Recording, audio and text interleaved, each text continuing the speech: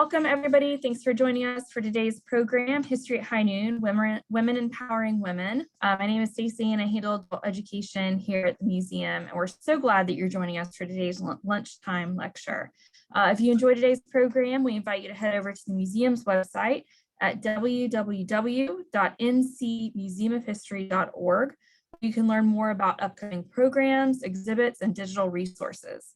This is also where you can find more information about shopping in our wonderful museum shop and joining our North Carolina Museum of History Associates. Our associates and foundation provide crucial funding and support to the museum, which, in addition to many other things, helps make programming like today's program possible. We would also like to thank all of you who kindly donated funds towards today's program. We do our best to keep our programming free to attend, but there are costs associated with keeping these series going.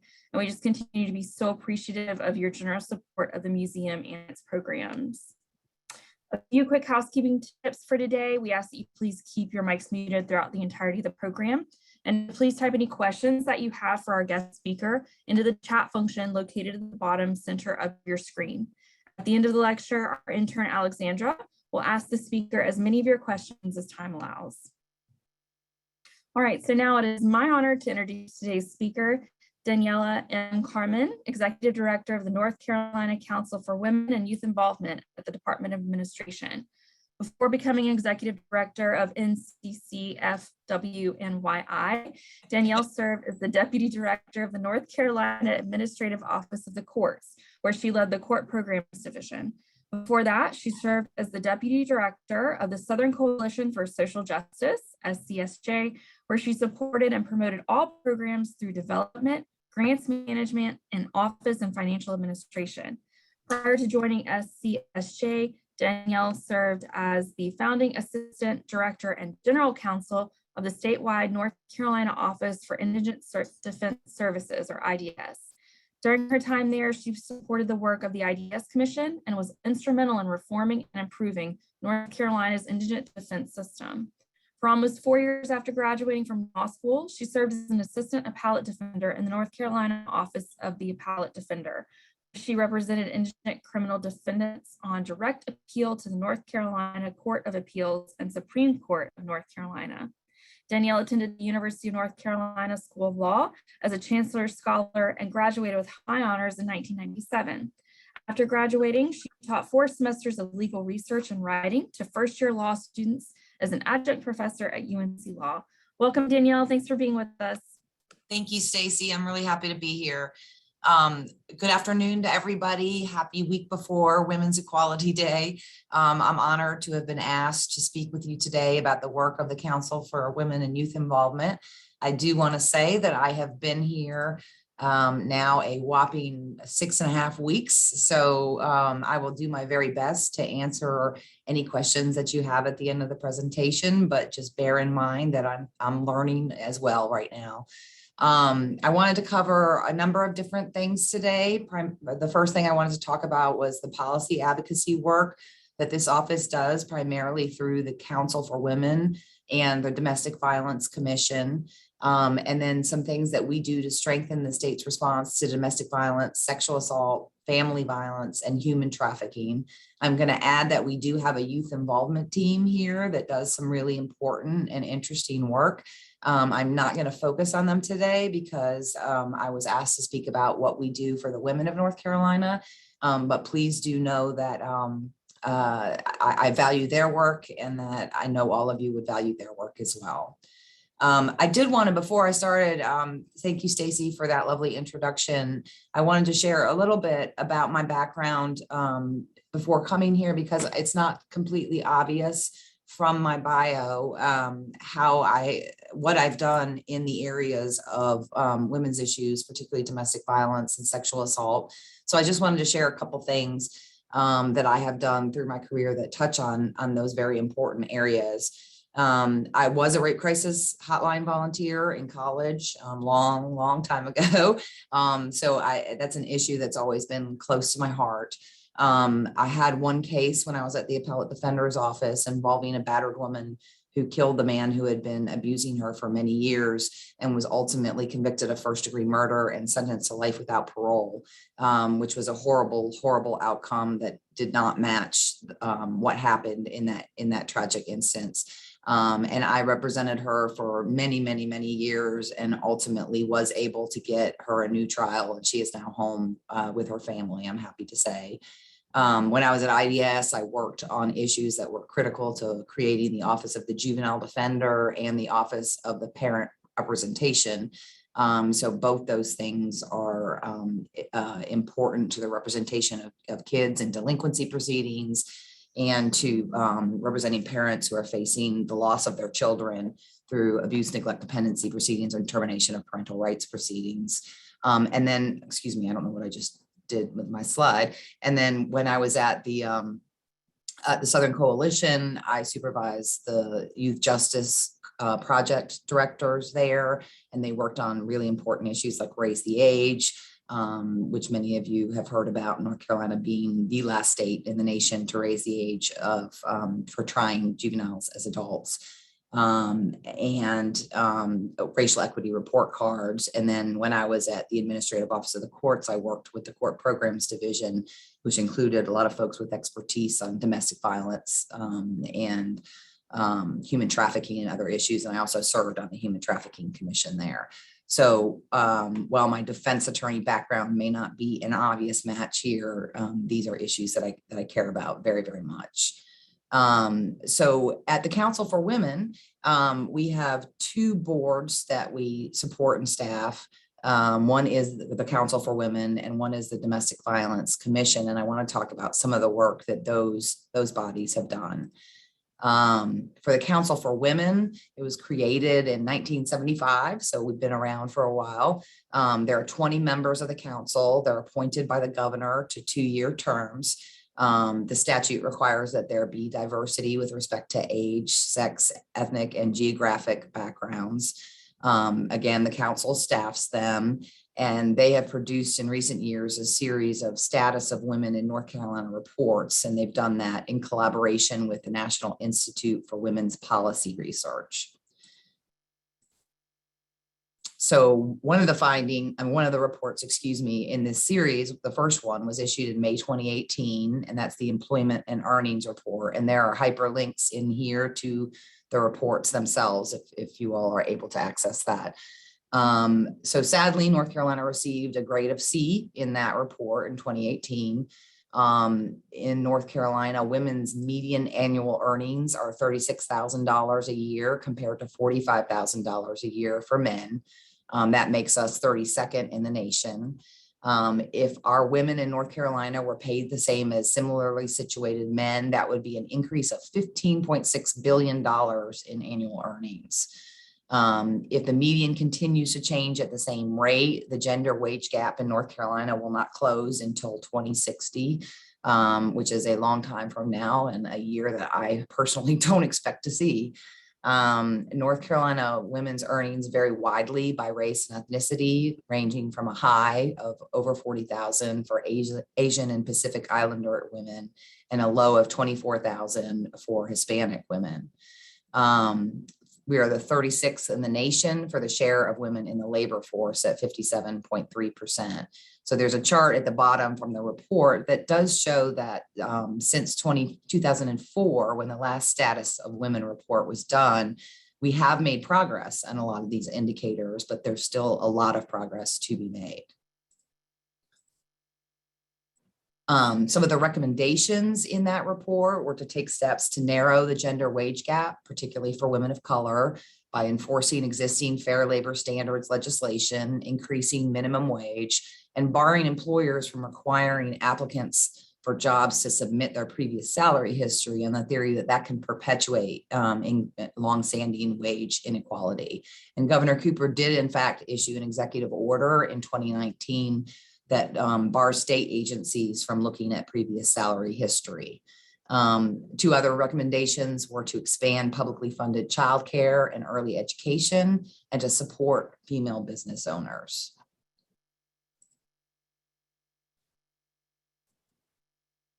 On the health and wellness report, which was the second report issued in the series in June 2019, some of the findings included that North Carolina ranks in the middle or bottom on indicators of health and wellness. We are best for heart disease mortality at 27th and worse for AIDS diagnoses at 44th. We have one of the highest infant mortality rates in the country, ranking 41st. And you can see in this chart on the bottom of this slide, the infant mortality rates by race and ethnicity in North Carolina and the United States. In North Carolina, again, 35% of our female residents have experienced at least one type of intimate partner violence or sexual violence in their lifetimes. Some of the recommendations: women's health matters. Close the health insurance coverage gap for people who do not qualify for Medicaid or marketplace subsidies. Increase women's access to healthcare and preventative services, including reproductive health services, and increase enforcement of existing policies that promote women's safety, and enact new statutes and laws that can help women live free from violence. The third report was the political participation report, which was released in May 2020. On that, North Carolina received a grade of D. We are 35th in the country for voter registration, voter turnout, representation in elected office, and the institutional resources available to women running for office. The share of North Carolina women who actually voted increased slightly by a little more than 1%, but the share of North Carolina women who are registered to vote decreased from the last report. Despite being a majority of North Carolina's population, women only hold 1/3 of statewide elected executive office seats. And while Black women make up 30% of the women elected to the North Carolina General Assembly, women of color don't hold any statewide elected executive office seats.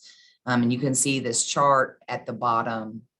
I'm getting feedback that people can't hear. I'll try and talk louder, sorry. You see this chart at the bottom that shows the share of women in North Carolina state legislature from 1975 to 2020. And you will see that that percent has an upward trend, but still very, relatively small percentage of women in the North Carolina General Assembly.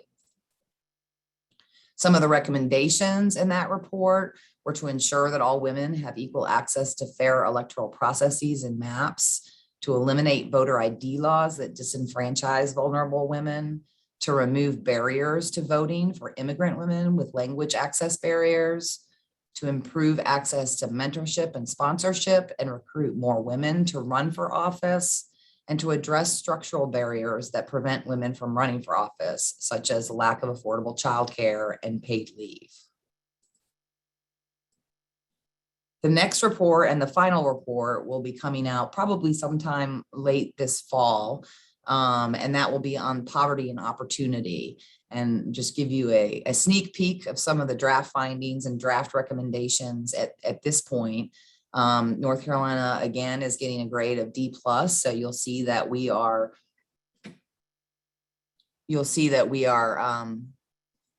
yes, I'm sorry, someone was asking if my volume is turned up, and yes, it is. You'll see that we are 28th in terms of our composite ranking on poverty and opportunity out of the 50 states in DC, 44th for the share of non-elderly women with health insurance. And we have significant disparities in educational attainment among women by race and ethnicity. So see for Black, Hispanic, and Native American women who are least likely to hold a bachelor's degree, you'll see the percentages of folks there. 13.6% of women aged 18 or older are living in poverty, which puts us 38th in the country. And then in terms of some recommendations, again, you will see the recommendation that we increase the minimum wage and tackle the gender wage gap, that we expand access to affordable health care, that we invest in childcare and elder care, and that we allow more flexibility for women who are working through measures like reduced hours, flexible schedules, and other measures that allow them to take care of children and elder people who are in their care. This is not part, it was certainly not part of the planned report series, But the council also during December 2020 produced a report on how the pandemic, the COVID-19 pandemic, has had a gendered and racial toll on women and families in North Carolina. We have heard our governor say that this virus exploits inequities, and it certainly has. Women, particularly women of color, have experienced higher rates of COVID-19 exposure. And that's for a number of different reasons, but there's a disproportionate share of the state's essential workforce that is female. Some of that is attributable to spikes in unemployment and domestic violence. And then, as we all know, parenting and elder care responsibilities tend to fall heavier on women. Women are also experiencing increased food and housing insecurity and difficulty sustaining businesses that they own, as well as minority-owned businesses as a result of the pandemic. And we've seen a huge spike in domestic violence in our state and across the nation during the pandemic. In North Carolina, for the domestic violence service providers, 94% of them reported unexpected costs related to the pandemic, and 75% reported increased demands for their services. In terms of top improvements, and there were some silver linings during the pandemic, I think a lot of women reported really appreciating the kind of general slowing down of the pace of life and the ability to have a greater work-life balance since they were working from home more and because of technological innovations. The Council for Women was recently recognized in a national publication. The American Library Association's Government Documents Roundtable annually announces a list of standout government documents, and that can be government at any level. Each year's selections are featured in a summer issue of the Library Journal. And on August 9th, they released their lists for 2020, and it included two of the publications that we've been talking about, the Political Participation Report and the Exploiting Inequity Report as a result of the pandemic. The other commission that we staff at Council for Women is the Domestic Violence Commission. That was created in 1999. It is a very large commission with 38 members who serve 2-year terms. 27 of those members are appointed by the governor, the Senate Pro Tem, Senator Berger, and the Speaker of House, Speaker Moore.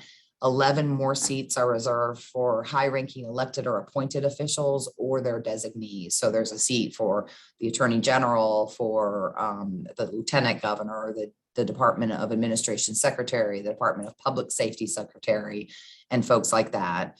The purpose of that commission is to assess statewide needs related to domestic violence, to assure the provision of necessary services, policies, and programs, to strengthen the programs that are funded through the Domestic Violence Center Fund, which I'll talk about in a little while, to recommend new domestic violence programs, and to adopt rules for the approval of court-referred abuser treatment programs. So that's when someone is before in the jurisdiction of a court and they're ordered into a domestic violence intervention program. Those are 26-week programs.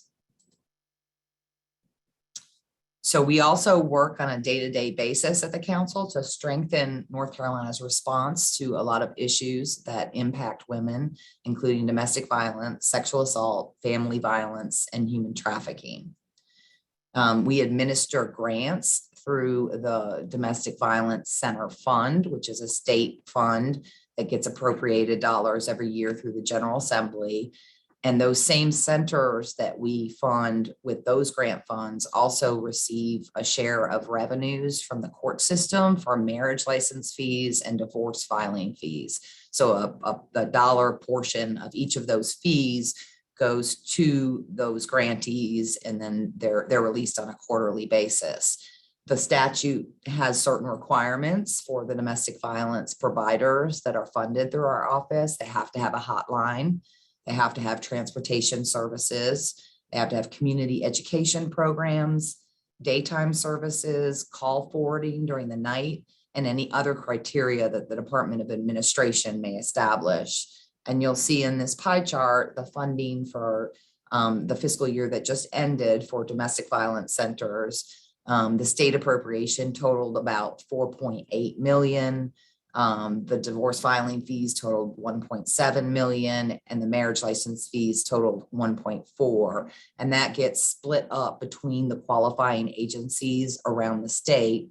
And so each agency got about 43,000, a little more than 43,000 for 105 different providers in the state. And that's the that's the domestic violence state appropriated dollars. And then for the others, the marriage license fees and divorce filing fees, that added up to about 30,000 in additional funding for those shelters.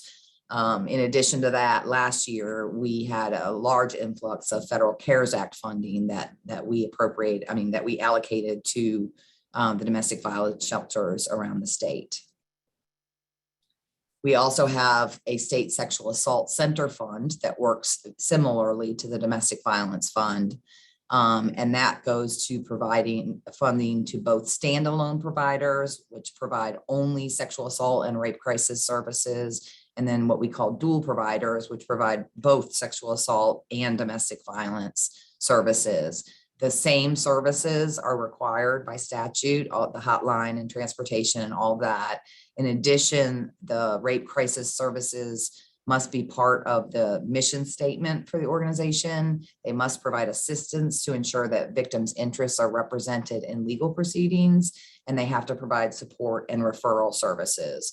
And again, we also got a large influx of federal CARES Act funding for those agencies as well.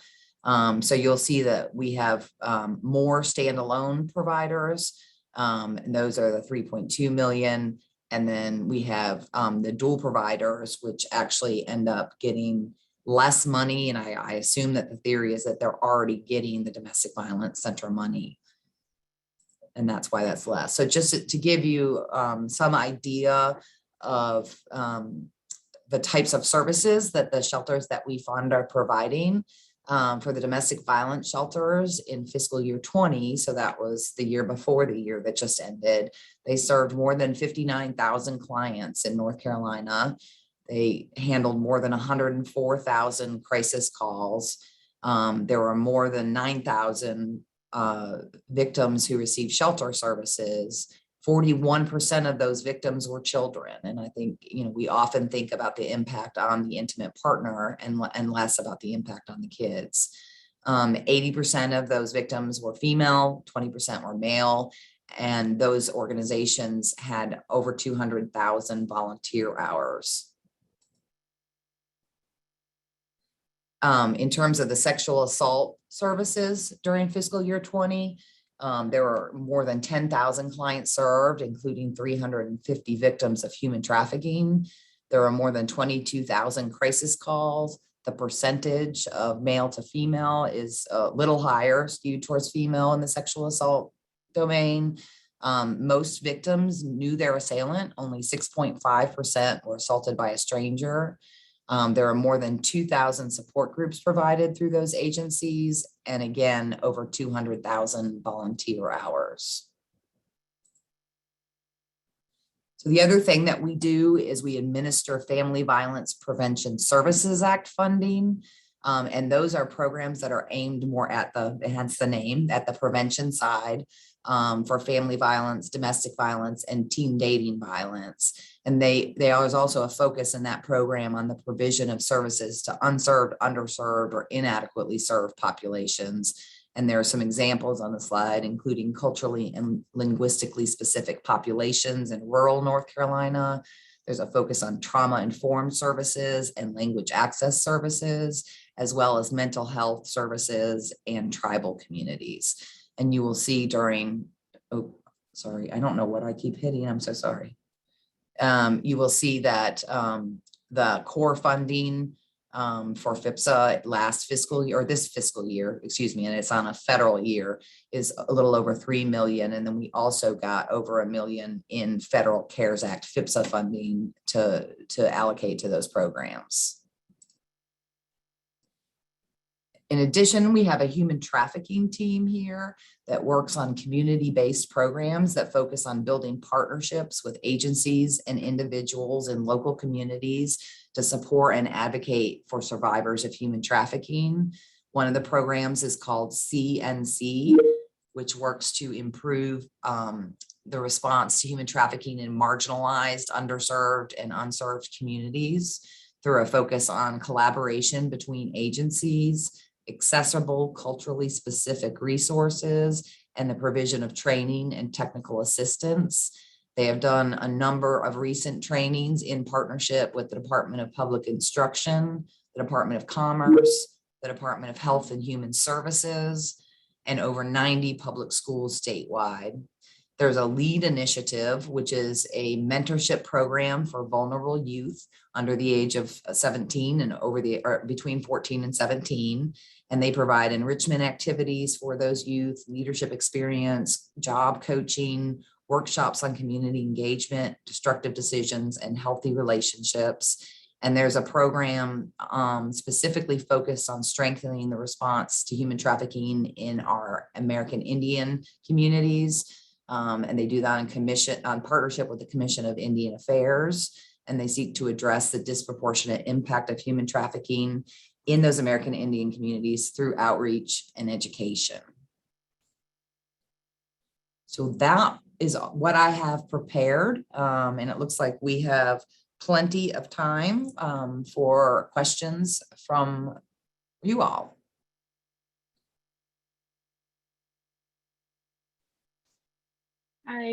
Thank you so much, Ms. Carmen. So we do have a few questions. If anyone else would like to ask some questions, feel free to go ahead and put those in the chat. The first one comes from Suzanne Botts, who said, still reeling from how hard it is to raise child age for marriage. Would you comment on that recently passed bill? In her opinion, age is still too low. I did not hear the last part of that question. And could you Yes, comment on the recent bill I heard? Yes, in Suzanne's opinion, the age is still too low. And I think that the advocates were most definitely advocating for raising it to 18. What she's referring to, if you don't know, is that North Carolina had a minimum age of 14 for marriage to lawfully marry someone, and that the current bill would increase that to 16. And I think it's already been through a Senate concurrence and is headed to the governor. And it also includes a provision that says that there's a maximum 4-year differential between the marrying parties. I don't know why that's so hard, in all honesty. It's I think we were the lowest in the country. And as I've heard from other people, we've become a destination state for child marriages. For people who live in other states where they can't get married at such a young age. So I don't know that I have any grand insight into why that has been a heavy lift, but kudos to the General Assembly for taking the first step and making the adjustments that they've made. We will take that.